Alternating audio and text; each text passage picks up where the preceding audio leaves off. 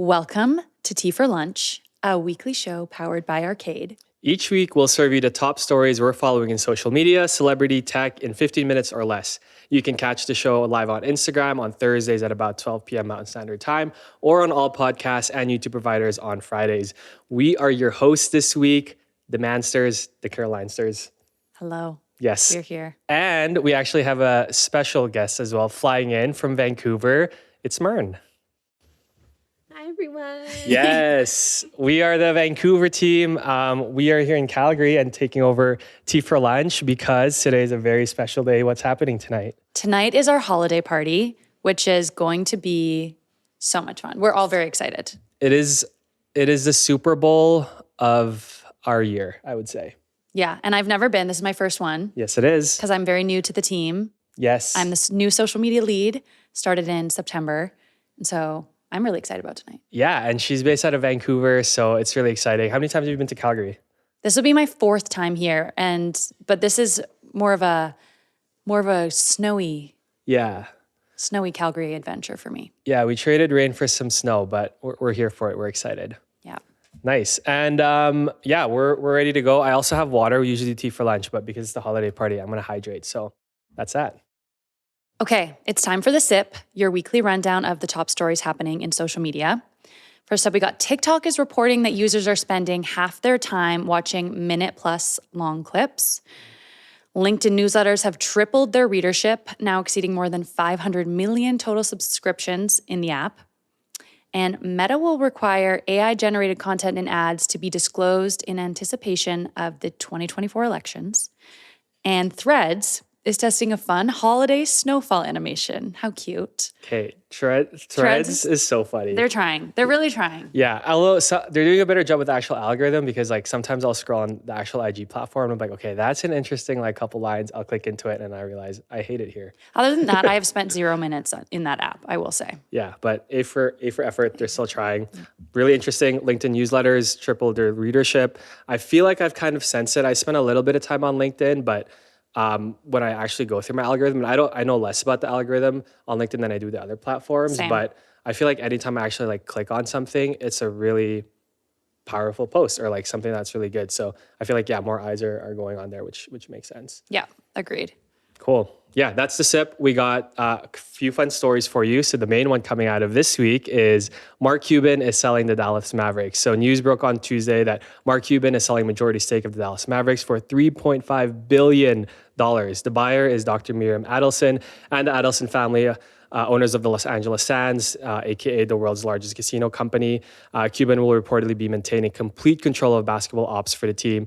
People have been speculating as to why he would sell the team. The move came in just about 24 hours after he announced he was stepping down for Shark Tank, where Cuban has invested in over $60 million and 200 plus businesses over the years.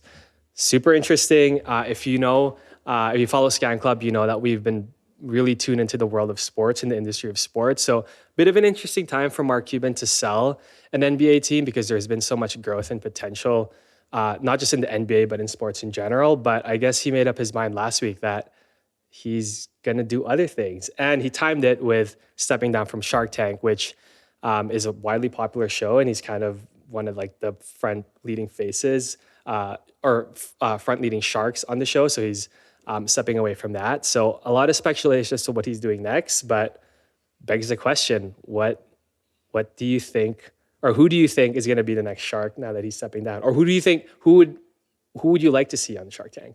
I feel like I would like to see somebody a bit more current and like out in the public eye of pop culture. Somebody like a Kim Kardashian or a Kris Jenner would be really cool. And I feel like bringing a whole new audience to Shark Tank because I don't really pay attention to it. It's like nobody on it is like really enticing to me. So I feel like a very prominent pop culture figure would be really cool to have. Anyone specific in mind? I think Kris Jenner, Momager. She has She would a actually lifetime be of so knowledge. funny. She would be so funny on there. Yeah. And yeah, I agree. Like, I don't even know all the other sharks on there. Like, I only know Kevin O'Leary and Mark Cuban, and both come from like the business world, which is more or less to like what caters to the Shark Tank crowd. But it'd be so cool to someone who's gained their money or success through different avenues or different injuries. So for me, like, I love sports, so it'd be cool to see like a LeBron James or even, can you imagine if Shaq was on that show? Yeah. Moving over from his DJ moment into Shark Tank. I I'd love feel to like see he it. just does so many side missions on the side. He's like, I'm going to be a DJ. Oh, I'm going to do Shark Tank. Oh, I was like one of the best basketball players of all time. He's just living life. Yeah. Yeah, it'd be super Icon. interesting. And then also for pitches, like it wouldn't have to be like a immediate great business plan, like someone who doesn't really have the same like business background might find an actual opportunity in something that's a little bit more different. So I don't know, it would be really cool if they brought on someone who wasn't like a traditional business person on the show. I agree. Cool. Okay, next up. Angelina Jolie has entered the fashion game with a bold statement, I'll probably lose money. So Atelier Jolie is a surprising move by the movie star who says she's never been to a fashion show. She opens the doors to a new store on Tuesday in New York's NoHo neighborhood. She says just breaking even with the store will feel like a huge victory. A focus for the brand is ethics, nothing that they are trying to reverse engineer what an ethical business can look like. Noting, the brand has reportedly established a committee to guide the brand's approach to sourcing and production. The shop will sell both Atelier Jolie pieces along with other brands from the sustainable fashion space. And she also hopes to include a cafe called Eat Off Beat that is run by refugee and immigrant chefs, along with a gallery feature. Interesting. Very. What do you think? I think it's so cool to see Angelina Jolie coming back into the public eye. I feel like for a while there, she just was, we never heard from her. We never saw her. She kind of went MIA. Yeah, totally. And I feel like this is very on brand for her in a sense. I think it's cool that she's providing these opportunities for refugee and immigrant chefs. But I think this is also going to be kind of like who is this appealing to? Who's going to be buying Atelier Jolie? Yeah, it's interesting because if you follow Scan Club, we just released a newsletter earlier this morning that speaks to Gen Z and Gen Alpha, and there's been a move towards more or move away from fast fashion. So with the rise of Shein and all those fast fashion brands, a lot of younger people are looking towards sustainable fashion. So it's interesting, but also maybe very strategic because Angelina Jolie probably saw potential and a rise in this and said, I'm going to try doing this. It's just a really interesting way to like market it because she comes in with, I'm probably going to lose money. Yeah. So yeah, we'll see how it goes, but I feel like it's a really good concept. And yeah, like it's different, but in some ways like doesn't feel as different. It's also worth noting that she's a celebrity, so she has influence and reach. So it'll likely be successful, but just an interesting headline to introduce her new business venture.